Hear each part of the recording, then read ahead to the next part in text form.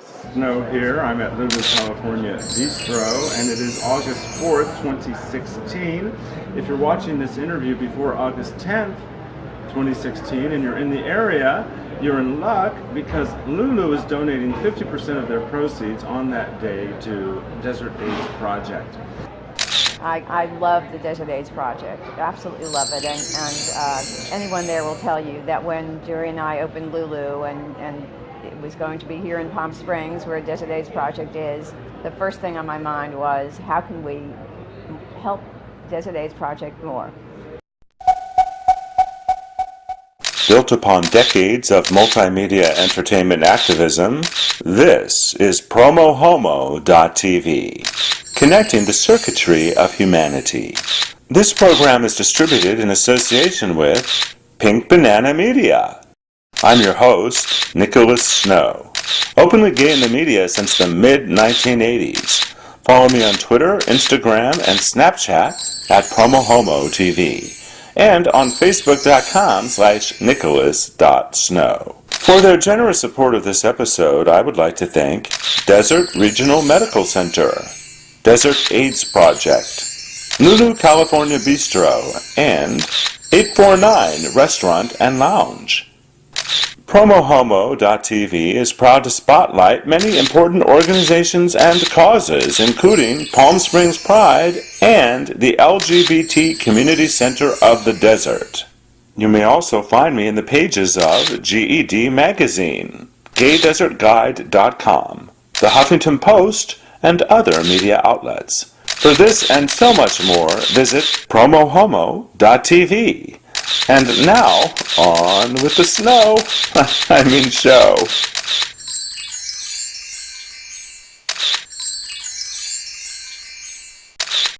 Snow here. I'm at Lulu, California Bistro, and it is August 4th, 2016.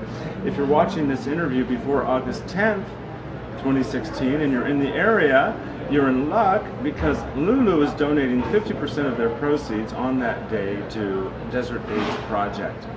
And this is sort of an extra edition of Dining Out for Life. Dining Out for Life actually takes place in 60 cities across the U.S. and Canada, in which people throughout that community go to a particular restaurant, actually many restaurants in that community on a particular day, and then those restaurants donate a percentage of their proceeds to their local HIV/AIDS service organization. So even though Dining Out for Life is a global initiative, well, basically the U.S. and Canada, it gives opportunities for local communities to support their own local communities. And Barbara and Jerry Keller are my great guests today, and we'll bring them on camera because they're prettier than I am.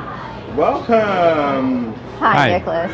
Nice to see you. So, first of all, I just want to thank you as a client of Desert AIDS Project for your support and philanthropy of the organization. And Barbara, you basically have worked full-time for DAP as a volunteer, chairperson of the board and now board member, so my heart goes out to you. My heart goes out to you, Nicholas. I love the Desert AIDS Project. Absolutely love it, and anyone there will tell you that when Jerry and I opened Lulu and it was going to be here in Palm Springs, where Desert AIDS Project is, the first thing on my mind was, how can we help Desert AIDS Project more? Well, the reality, though, even though DAP is a grateful beneficiary of your energy and philanthropy, that anytime anyone comes to Lulu, they're supporting the community because you're philanthropic throughout the valley. It's not just DAP. What are some of the other organizations that you support? Palm Springs Art Museum. Jewish Families, which is a good organization. They serve elderly people and people in need throughout the valley. Whoever they are, whatever their religion is, they could care less. It's really a good charity. Actually, almost everyone who comes in who has a charity and needs a donation for a raffle or for a luncheon or something, we usually take care of them with a gift certificate. Theater. CV Rep, Coyote Stage Works. We love the arts, and it's Well in the Desert for homeless people. Yeah. There are just so many extraordinary charities. it's hard to choose those Yeah. that we can tell you about, but surely Desert AIDS Project is at the top. Now, do you come from philanthropic families and traditions? I'm Jewish, and in my family, we were always taught that giving is part of what you do in your life, and I did watch my parents do that in whatever way they were able. Jerry was born giving. Right. Just what my family did when I was growing up, and we like to help people if we can. We do have feedback from our viewers. Jan Darlington says thanks for the update. Laura Sharp has published LuluPalmSprings.com. And Jan says thanks to the Kellers for the support of the community. We love Lulu. It's a great thing about live technology. Jerry, we were mentioning that isn't it amazing that we're broadcasting live using a small tripod, a smartphone, and little clip-on microphones. Yeah, it's just It's incredible, astonishing. right? Now, one of the things that, all right, the two of you are very visible in the community, but not everyone knows your story. And when I see you, all I can see is people that love each other very much. Clearly, you're very much in love to this day. You have the energy of high school sweethearts, frankly, in my opinion. And I was wondering if you would share a little bit of your love story with us. Dare we? We are together 35 and a half years. 35 and a half years, 3 days, Oh, stop. 2 hours. He has no idea, right? And yes, we are very, very much in love, and we have 4 children between us. 2 are mine, 2 are Jerry's, 7 grandchildren who are ours, Yeah. and It's a very unique family. We got together. Barbara's former husband and his wife are good family friends. right.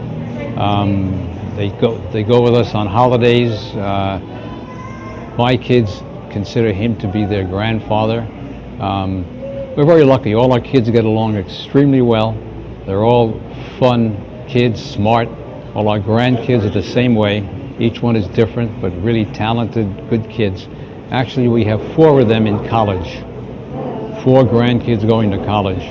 So thank you for eating at Lulu. I was going to Yeah. say another reason Yes. to come here, spend money, because I know you're helping your grandkids, like any Yeah. good grandparents in a position to do so would. Right. You know, this particular building that we're sitting in has had different incarnations. I remember when it was Muriel's Supper Club. I didn't live in Palm Springs at the time, Okay. and it just never quite happened. Well, But- Muriel's was probably the most successful of the clubs that Yeah. preceded us. I remember when Katie Lang was here, and there were people out on the street. They closed down the street. Yes, yeah. And they put a giant monitor outside. Right. Katie Lang did a private concert inside.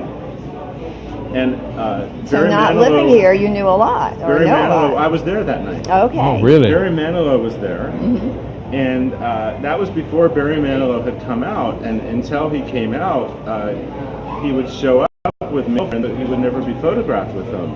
Interesting. I always thought Yeah. that it was fast. You know, always I respect people's right to come out when and how they Whenever they choose. want to. Right. But Exactly. it was always interesting to see how people navigate their own right to privacy.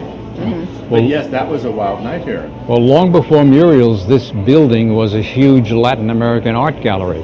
Yeah, And a very Lulu successful Gallery, one. wonderful. Very successful gallery. So after Muriel's came Atlas, and then copycats came in.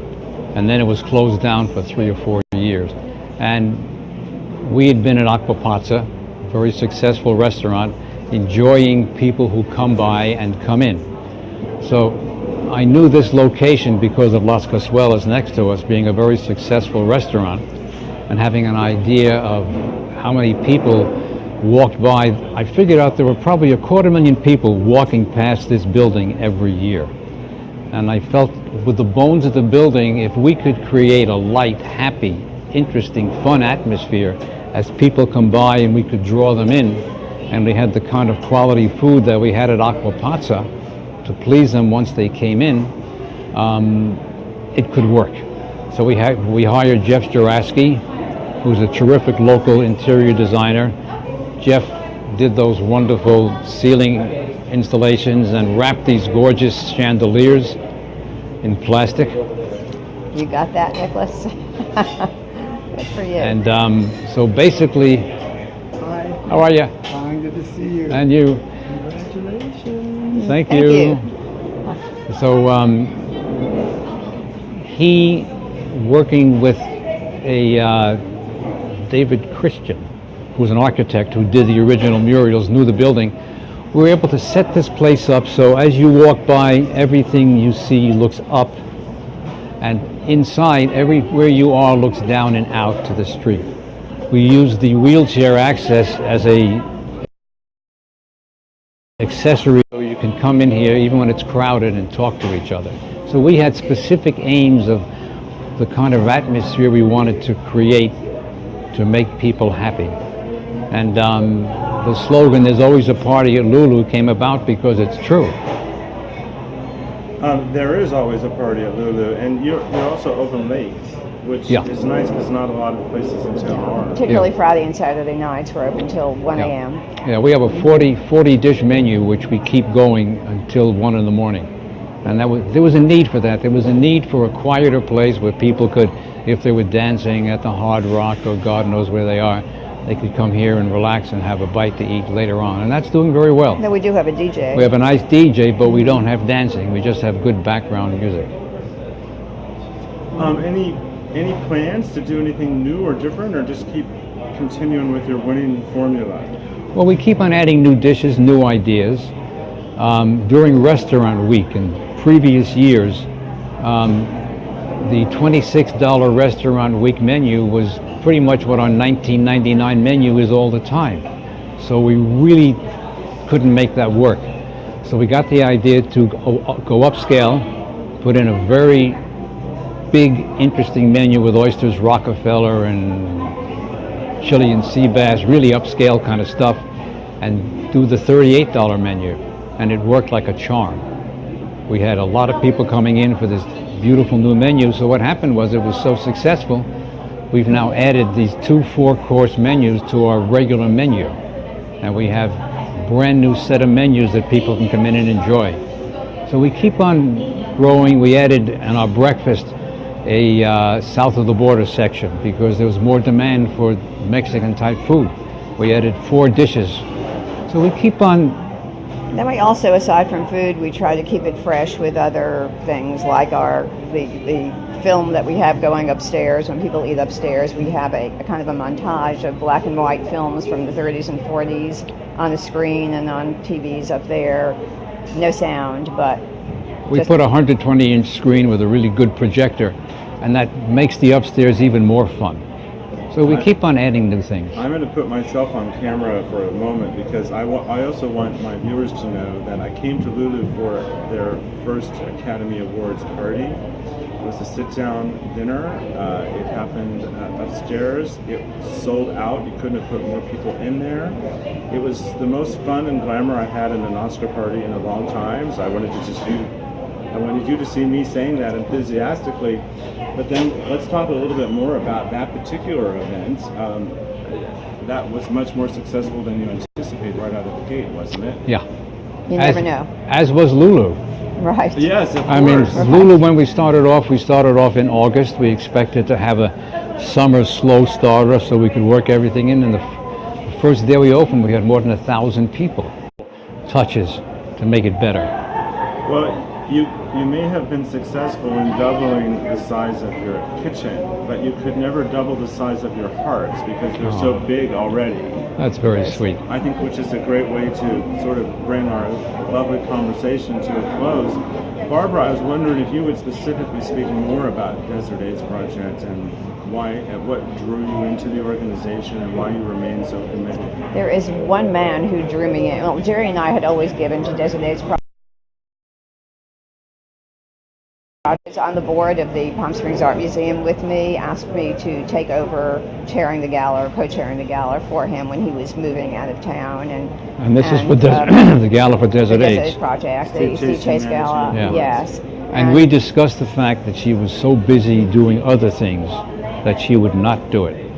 We agreed. did, and then I went, and David Brinkman gave me a tour, and really it was less than a quarter of the way through that tour when I saw the extraordinary place that the Desert Aids Project is, what it does across the board for people living with HIV or AIDS, and I couldn't get over it. I absolutely, there was no way I was ever going to say no to anything that they asked me to do, and it has been that way now for 9-10 years, and I am thrilled that I'm doing what I'm doing. I would love to be able to do even more than I'm doing, and I don't know that that's possible. And Jerry just wiped some sweat off his but it is quite a place, and it should be a model for every charity in the country, really, in the world.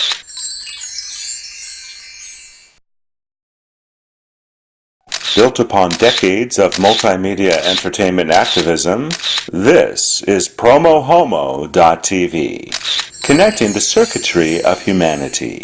This program is distributed in association with Pink Banana Media.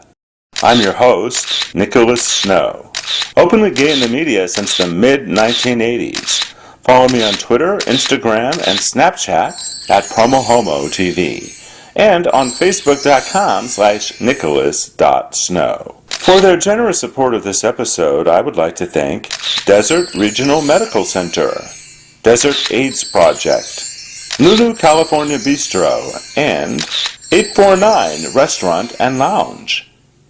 PromoHomo.tv is proud to spotlight many important organizations and causes, including Palm Springs Pride and the LGBT Community Center of the Desert.